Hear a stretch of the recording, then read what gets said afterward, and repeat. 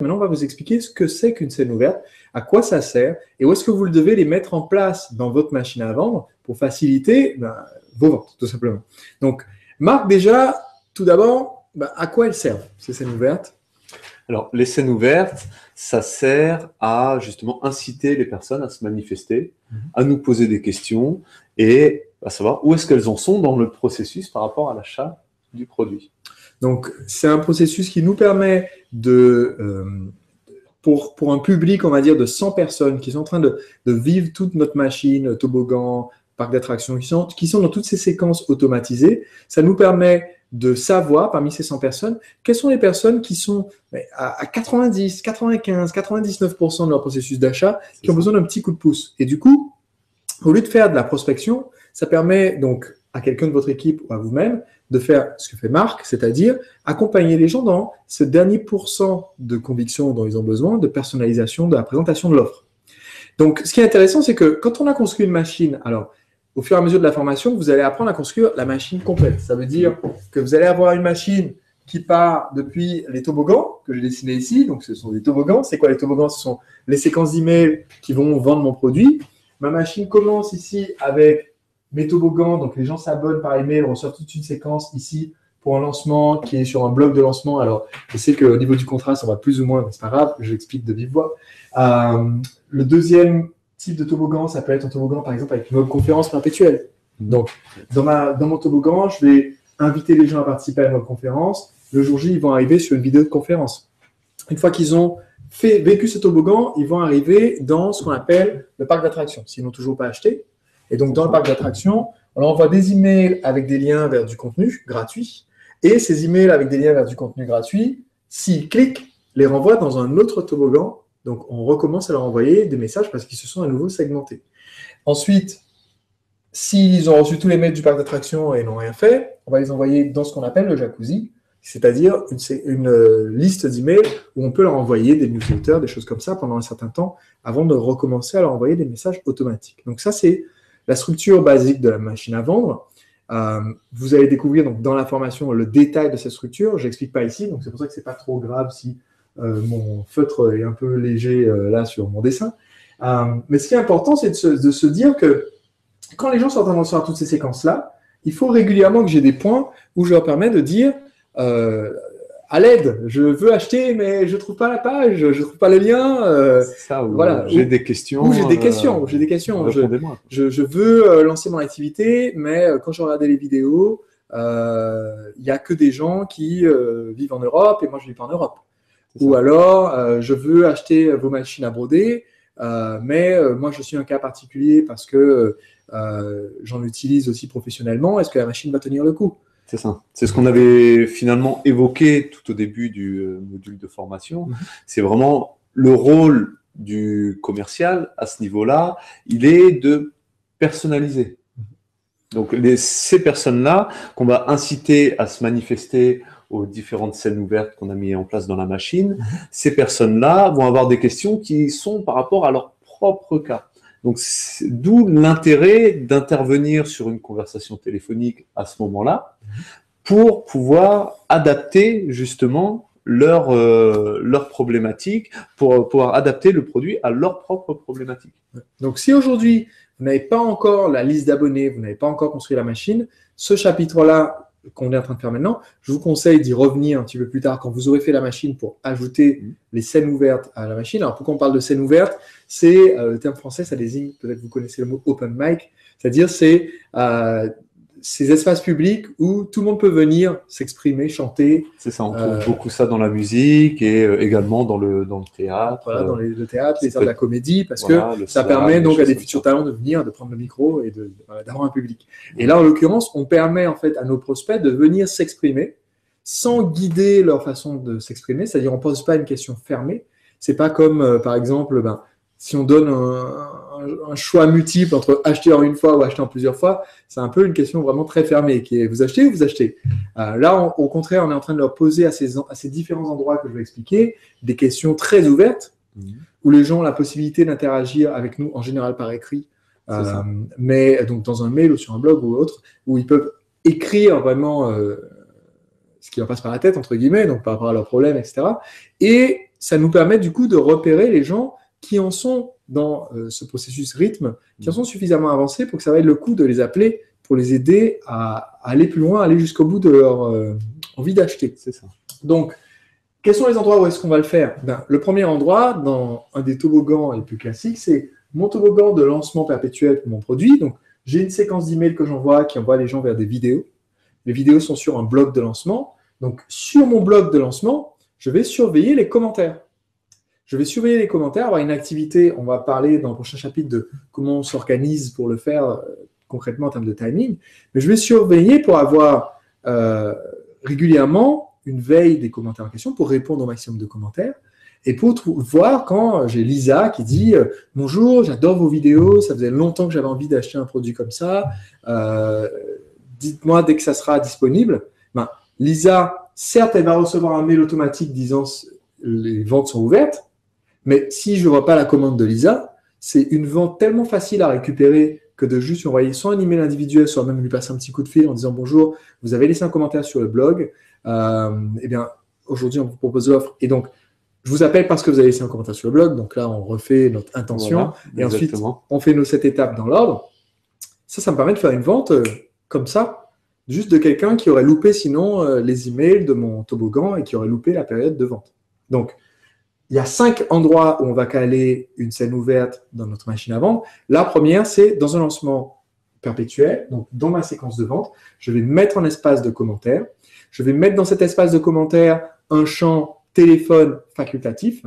Quelle est la plus simple façon de le faire? Eh bien, si vous utilisez un blog WordPress, par exemple, une façon très simple de le faire, c'est de remplacer le champ email par un champ téléphone. Enfin, pas le champ email, pardon, parce qu'on a besoin d'email. Le champ website, le champ site web. Pas adresse email, mais adresse web. Parce qu'au final, sur votre blog de lancement, ça ne vous sert à rien de faire des liens vers les sites de tous les gens qui laissent des commentaires. Par contre, c'est utile de récupérer le numéro de téléphone. Vous le mettez facultatif, mais du coup, d'un seul coup, maintenant, vous récupérez une flopée de numéros de gens qui sont suffisamment intéressés dans le produit pour avoir laissé un commentaire sur le lancement. Et donc, vous pouvez faire un suivi après. Vous pouvez répondre par écrit aux commentaires déjà. Donc, c'est la première étape. C'est la première étape, c'est indispensable. On répond toujours par écrit aux commentaires. On double les ventes sur un lancement en répondant à tous les commentaires. C'est une façon la plus simple d'augmenter les ventes sur le lancement, répondre à tous les gens qui posent des questions sur les commentaires. Et ensuite, surveiller pour pouvoir les appeler. Donc, ça, c'est la première des 5 scènes ouvertes qu'on va utiliser dans notre machine. La deuxième, un autre toboggan qu'on utilise dans la machine, c'est la webconférence. On va avoir des webconférences en vidéo, donc on va présenter seul ou à plusieurs, en face à face comme on le fait là, ou avec un PowerPoint. Et dans cette webconférence, vous allez proposer votre produit, mais vous avez un chat qui permet aux gens d'interagir avec vous. Donc, une des façons les plus faciles d'augmenter vos ventes, c'est de regarder ce qui se passe dans le chat et de répondre aux questions de vive voix dans la webconférence, parce que si une personne pose la question, ça veut dire qu'il y a 10 personnes qui se sont posées la question, mais il n'y en a qu'une seule qui a osé la taper dans le chat. Donc, ça veut dire qu'il faut répondre de préférence de vive voix pour que tous les gens qui assistent aient leur réponse. Mais c'est encore mieux si vous avez quelqu'un qui peut être en ligne, que ce soit vous ou quelqu'un d'autre, qui sont en ligne pour taper la réponse, parce que peut-être la personne a envoyé sa question, mais n'a pas entendu que vous avez répondu en ligne. Donc, elle va pouvoir lire. Et ensuite, si vous récupérez le numéro de téléphone lors des inscriptions pour une webconférence, ce que je vous recommande de faire, encore une fois, vous mettez le numéro de téléphone entre parenthèses facultatif, ça ne diminue pas le nombre de gens qui s'inscrivent à la webconférence. C'est complètement négligeable. Par contre, vous allez récupérer en moyenne 40 à 60% des gens vont laisser le numéro de téléphone parce qu'il y a un champ de numéro de téléphone. Donc, vous allez pouvoir rappeler les gens qui ont participé, ainsi que les gens qui ont participé et poser une question. Eh oui, c'est ça. Et du coup, on peut l'intérêt donc par rapport à la machine quand on est sur des webconférences en perpétuel, c'est on peut, ça m'arrive régulièrement, d'inscrire les personnes directement via le chat. D'accord. Parce qu'ils vont poser une question, on va répondre à cette question. Si on est à une phase dans le rythme de sa vente où aller au M, on va pas forcément lui dire attendez, je vous appelle. Est-ce que vous voulez vous inscrire? Une question peut suffire pour justement inscrire la personne toute seule ou pour lui vendre le produit directement via le chat. Donc ça, c'est une possibilité également. On le jauge en fonction de... Plus vous avez la possibilité de faire la vente tôt, moins vous allez rajouter volontairement d'étapes sur le chemin de la personne. Complètement. Alors, des étapes qui vont vous rajouter du temps, parce que la personne est convaincue. Et puis, des étapes qui peuvent potentiellement, si elle est convaincue à ce moment-là, ça ne veut pas dire que demain, elle n'aura pas ressassé dans sa tête qu'elle a ça à faire avant, ça à acheter avant, et qu'elle va reporter sa décision. Donc, du coup, c'est intéressant aussi de pouvoir avoir les différentes phases qu'on a vu pour l'entretien téléphonique, avoir des points de verrouillage comme ça qu'on applique sur des questions de chat. Si on sent que la personne est motivée, est-ce que vous voulez acheter? Surtout qu'un chat, comme c'est quelque chose d'écrit, vous pouvez vous préparer à l'avance les questions qui correspondent aux différentes phases pour une personne donnée pour pouvoir lui copier-coller les réponses. Si c'est un chat individuel, ça permet donc d'avancer efficacement, rapidement dans cette relation dans le chat. Donc, deuxième endroit sur les 5, le premier c'était dans le lancement orchestré. Le deuxième endroit sur les 5, c'est pendant une webconférence sur le chat. C'est la possibilité pour les gens d'interagir, de s'exprimer. Et donc, c'est la possibilité pour vous de repérer les personnes qui sont des excellents clients potentiels. Un troisième endroit où on va pouvoir le faire, c'est quand quelqu'un tente un achat et puis fait un abandon de panier. Là, j'ai écrit erreur CB. Voilà, erreur CB. C'est parce que souvent, c'est la cause. Quelqu'un tente d'acheter, rentre sa carte bleue et se retrouve avec une carte bleue qui dit erreur, soit parce que le plafond est atteint pour la journée, pour la semaine, pour le mois, soit parce que le système de vente juste passe une mauvaise journée et décide de ne pas encaisser sa carte, soit pour 1 million de raisons, il a échangé 2 chiffres quand il a tapé le numéro, il s'en est pas rendu compte, il a fait une erreur en tapant son nom et ça rejette. Et donc là, c'est quelqu'un qui est clairement sur RITM, qui est clairement un M, un mouvement, qui était en train d'essayer d'acheter. Et c'est très important que de récupérer ces gens-là. Donc, dans la formation machine à vendre, je vous apprends à automatiser les messages qui sont envoyés à quelqu'un qui a fait un panier abandonné. Donc, il y a des messages pour essayer de récupérer cette personne et l'inciter à repasser commande. Maintenant, ça vaut le coup de passer un coup de fil. Si vous venez faire une opération commerciale, vous avez un certain nombre d'abandons de panier, vous appelez, vous suivez la méthode qu'on vous a donnée et ça vous permet d'en récupérer pas mal. Donc, soit vous le faites vous-même, soit vous pouvez avoir quelqu'un qui va se charger de le faire. Et ça permet de récupérer effectivement des gens, des ventes.